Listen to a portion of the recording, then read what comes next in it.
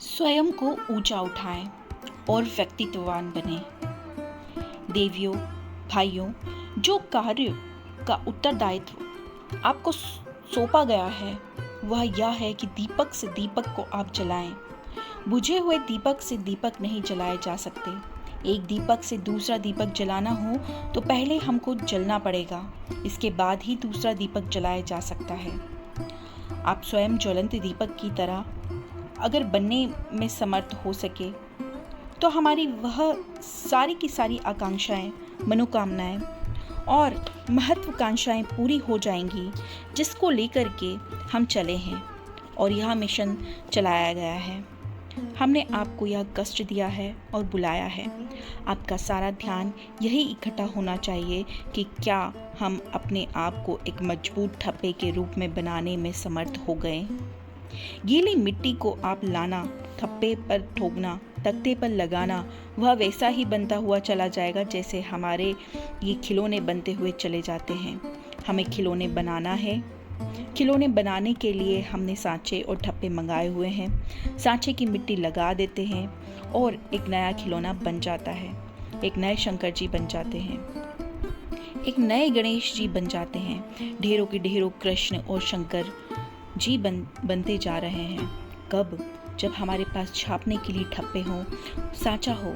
सांचा अगर आपके पास सही ना हो तो ना कोई खिलौना बन सकता है, ना ही कोई चीज़ बन सकती थी। मित्रों, हमको जो सबसे महत्वपूर्ण काम मानकर चलना है वह यह है कि व्यक्तित्व किस प्रकार का हो, ना केवल हमारे विचार का वर्ण, हमारे क्रियाकलापों का भी।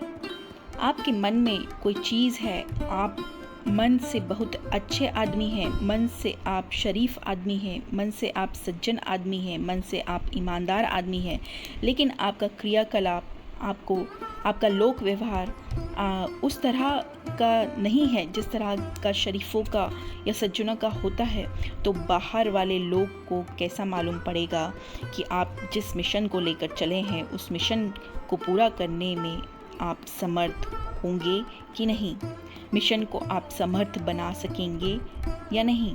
आपके विचारों की झांकी आपके व्यवहार से ही होनी चाहिए। व्यवहार आपका इस तरह का ना हो तो मित्र लोग को यह पता लगने में अंदाज़ा लगाना मुश्किल हो जाएगा कि आपके विचार क्या हैं और सिद्धांत क्या है।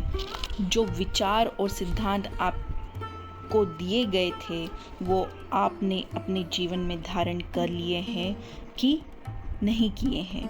आपको ये बात मालूम होनी चाहिए। जहाँ कहीं भी आप जाएंगे आपको अपने नमूने का आदमी बनकर ही जाना है। नमूना बनिए। नमूने का उद्देश्य कैसा होना चाहिए, नमूने का गुरु कैसा होना चाहिए, नमूने का साधु कैसा होना चाहिए, नमूने का ब्रह्मांड कैसा होना चाहिए और गुरु जी का शिष्य कैसा होना चाहिए। ये सारी की सारी जिम्मेदारियां हमने अनायास ही नहीं लाद दी है आप पर। आपको बोलना ना आता हो तो कोई शिकायत नहीं हमें आपसे। आपको बोलना ना आए, लेक्चर देना ना आए, जो पॉइंट्स और जो नोट्स आपने यहाँ लिए हैं उन्हीं को ज़रा फेयर कर लेना और अपनी कॉपी को लेकर चले जाना। कहना गुरुजी ने आपके लिए हमको पोस्टमैन के तरीके से भेजा है, जो उन्होंने कहलवाया है हम उस बात को कह रहे हैं। चिट्ठी को पढ़कर कि हम आपको सुनाए देते हैं। आप अपनी डायरी के पन्ने खोल करके सुना देना, मज़े में काम चल जाएगा।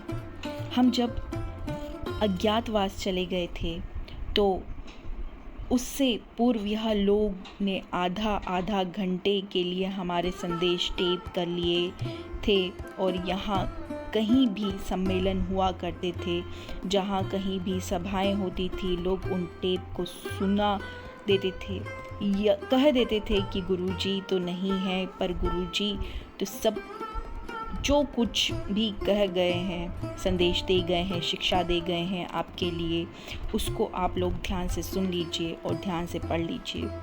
लोगों ने सारे व्याख्यान सुने और उसी तरह मिशन का कार्य आगे बढ़ता चला गया। व्यक्तित्व और चरित्र। देवियों और भाइयों, जो काम हम करने के लिए चले हैं इसका सबसे बड़ा और पहला हथियार हमारे पास जो कुछ भी है वह है हमारा व्यक्तित्व, हमारा चरित्र। हमको जो कोई भी कार्य करना है, जो कोई भी सहायता प्राप्त करनी है, वह रामायण के माध्यम से नहीं, गीता के माध्यम से नहीं, व्याख्यानों के माध्यम से नहीं, प्रवचन के माध्यम से नहीं, यज्ञों के माध्यम से नहीं पूरा होने वाला।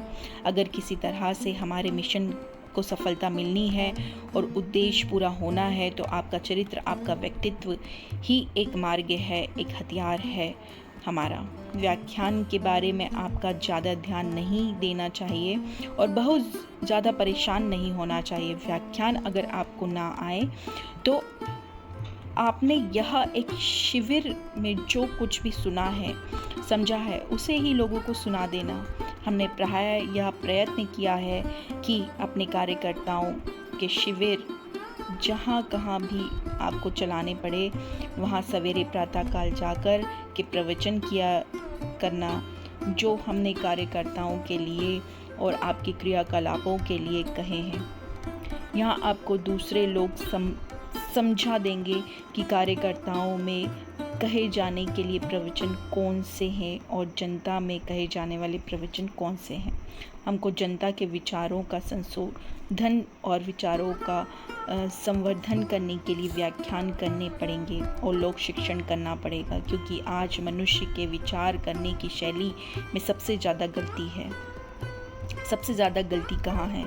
एक जगह है और वह यह कि आदमी के सोचने का तरीका बड़ा गलत और बड़ा भ्रष्ट हो गया है। बाकी जो मुसीबतें हैं, परेशानियां हैं, वे तो बर्दाश्त की जा सकती हैं, लेकिन आदमी के सोचने का तरीका अगर गलत बना रहा है तो एक भी गुत्थी हल नहीं हो सकती और सारी गुत्थियाँ उलझती चली जाएंगी। इसलिए हमें करना क्या पड़ेगा? हमको जनसाधारण के लिए सबसे महत्वपूर्ण सेवा जो है वह यह करनी पड़ेगी कि उनके विचार करने की शैली, सोचने की शैली बदल देना पड़ेगा। अगर हम सोचने के तरीके को बदल देंगे तो उनकी कोई भी समस्याएं ऐसी नहीं है जिसका समाधान ना हो सके।